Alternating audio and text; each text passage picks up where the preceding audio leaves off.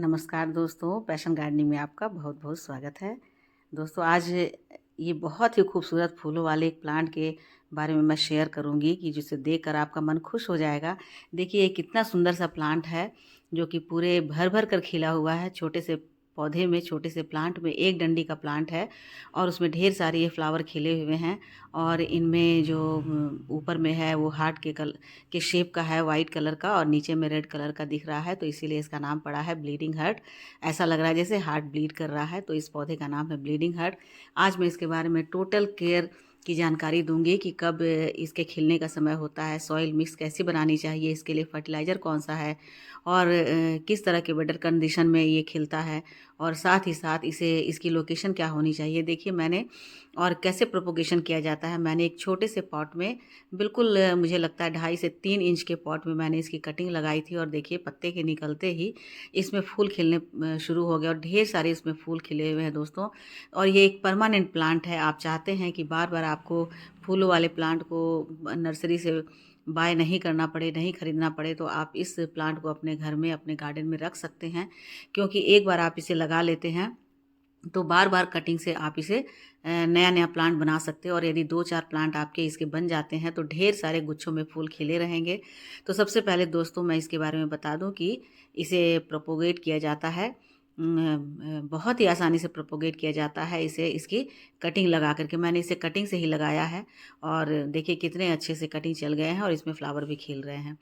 और दूसरी बात है कि ये एक परमानेंट फ्लावरिंग प्लांट है, लेकिन साल में केवल 2 महीने ही नहीं खिलता है। एक्सट्रीम वेदर कंडीशन इसे पसंद नहीं है, जैसे कि बहुत ज़्यादा गर्मी पड़ती है मई जून में, और बहुत ठंड पड़ती है तेज़ दिसंबर और जनवरी में।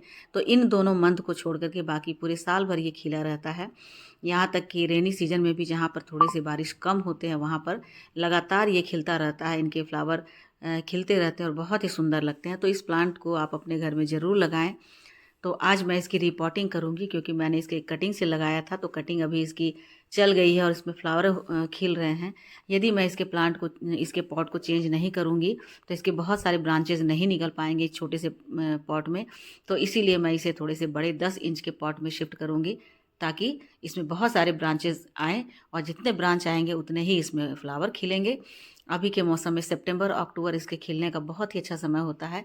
सितंबर अक्टूबर नवंबर में ये बहुत खिलता है। उसी तरह से मार्च अप्रैल तक में, फरवरी से लेकर के मार्च अप्रैल तक में इसमें बहुत अच्छी फ्लावरिंग होती है। तो आज मैं इसकी रिपोर्टिंग करूंगी। इस छोटे से प्लांट में इसकी जड़ें बहुत ज़्यादा नहीं फैल पाएंगी, तो इसलिए प्लांट बहुत ज़्यादा ग्रो नहीं करेगा। इसलिए मैं इसे आज दूसरे ही पॉट में ट्रांसफ़र करूंगी। और इसकी लोकेशन की भी बात कर दूं दोस्तों, की लोकेशन जो है ये बहुत तेज़ धूप में ये बहुत अच्छे से सर्वाइव नहीं कर पाता है। आप चाहते हैं कि इसे बहुत सारा फूल लें तो इसे ऐसे प्लेस दें जहाँ पर के छन करके धूप आती हो। तेज़ धूप में आप रख देंगे तो ये सर्वाइव नहीं करेगा। देखिए मैंने पॉटिंग मिक्स निकाल ली है, और इसमें देखिए मिट्टी कितनी मेरी अच्छी है। 40% मैंने गार्डन सॉइल लिया है, 20% मैंने वर्मी कंपोस्ट, या आप काउडंग कंपोस्ट भी ले सकते हैं, कोई भी कंपोस्ट ले सकते हैं, और 20% मैंने इसमें कोकोपीट मिलाया है। कोकोपीट आपके पास नहीं हो तो आप रेत भी मिला सकते हैं। मतलब 40 और 20-20 का रेशियो होना चाहिए, जिससे मिट्टी बहुत अच्छी हो। और फर्टिलाइज़र देने से, कंपोस्ट देने से मिट्टी बहुत अच्छी रिच बनती है, रिच न्यूट्रिएंट, तो उसमें ये बहुत ही अच्छे फ्लावरिंग करते हैं। उसके अलावा आप घर में जो यूज्ड चाय पत्ती आप सुखा कर रखें उसे डाल सकते हैं, और थोड़े से नीम की खली बहुत ज़रूरी है, और बोन मील, क्योंकि ये फ्लावरिंग प्लांट है, लगातार फ्लावर देता रहता है, तो इसलिए इसमें बोन मील ज़रूरी है। और साथ ही साथ थोड़ा सा फंगिसाइड, जो कि मैंने साफ फंगिसाइड लिया है, और नीम की खली भी मैंने लिया है, ताकि किसी भी तरह से सॉइल में कोई फंगस नहीं लगे, किसी तरह के कीटाणु नहीं लगे। तो ये ज़रूरी हो जाता है जब भी आप किसी प्लांट को रिपोर्ट करते हैं, तो उस समय में ये सारे न्यूट्रिएंट्स एसेंशियल हो जाते हैं। और यहाँ पर है सीवीड ग्रैन्यूल, क्योंकि सीवीड ग्रैन्यूल जो होते हैं वो किसी भी प्लांट की जड़ों को डेवलप करने में बहुत ज़्यादा हेल्प करते हैं। यदि शुरुआत में ही, और थोड़ी सी है ये सरसों की खली, सरसों की खली भी किसी भी फ्लावरिंग प्लांट के लिए बहुत ही ज़्यादा ज़रूरी होता है। तो जब आप किसी भी प्लांट को रिपोर्ट करते हैं तो ये सारे जो ज़रूरी न्यूट्रिएंट्स होते हैं उसे देना बहुत ज़रूरी होता है, ताकि मिट्टी उसकी बहुत रिच रहे। और साथ ही साथ जब रिपोर्ट करते हैं तो ये एप्सम सॉल्ट भी देना ज़रूरी है, क्योंकि एप्सम सॉल्ट पौधे को शॉक से बचाता है।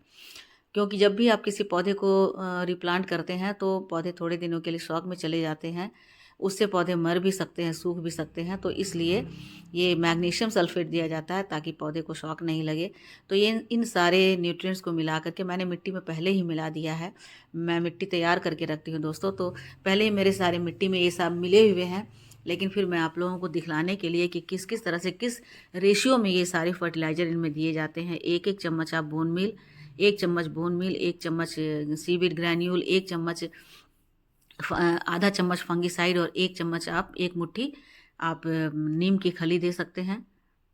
और ये इन सारों का मिक्सचर बना करके आप मिट्टी में मिला दीजिए और उसके बाद उसे रिपॉट कीजिए। तो मैं ऐसा ही मिट्टी बना करके अब इसमें रिपॉट कर रही हूँ, क्योंकि जाड़े के दिनों में मुझे अभी अक्टूबर सितंबर है, देखिए सितंबर में फूल खिल गए हैं, तो अक्टूबर तक मुझे इसे ढेर सारा फूल चाहिए और बहुत सारी ब्रांचेस चाहिए। देखिए इस छोटे से पॉट में इनकी जड़ें कितनी ज़्यादा डेवलप हो गई है और इसे रिपॉट करना कितना ज़्यादा ज़रूरी था। यदि मैं इसे रिपॉट नहीं करती तो इनकी जड़ें और ज़्यादा बढ़ नहीं पाती और फिर प्लांट की ग्रोथ रुक जाती।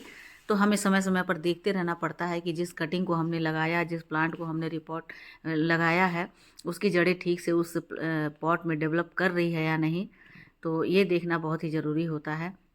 और ये देखिए मैंने निकाल करके इसे रिपॉट कर दिया है ठीक पॉट के बीचों बीच में। और अब तेज़ बारिश आ गई, आपको दिख रही होगी, मेरे रिपॉट करते ही बारिश आ गई और नेचुरल वाटर इसे मिल रहा है।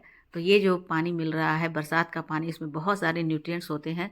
इस पानी को पा करके मेरा पौधा बिल्कुल खिल सा जाएगा।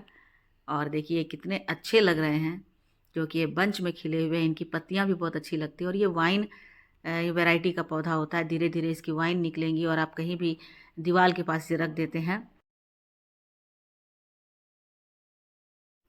तो बहुत ही आसानी से ये दीवार के सहारे ऊपर तक चढ़ जाते हैं, या आप कोई डंडा लगा देते हैं या ऐसी कोई रस्सी बांध देते हैं तो उस पर चढ़ जाते हैं और बिल्कुल गुच्छे में झुमके की तरह ये खिले रहेंगे।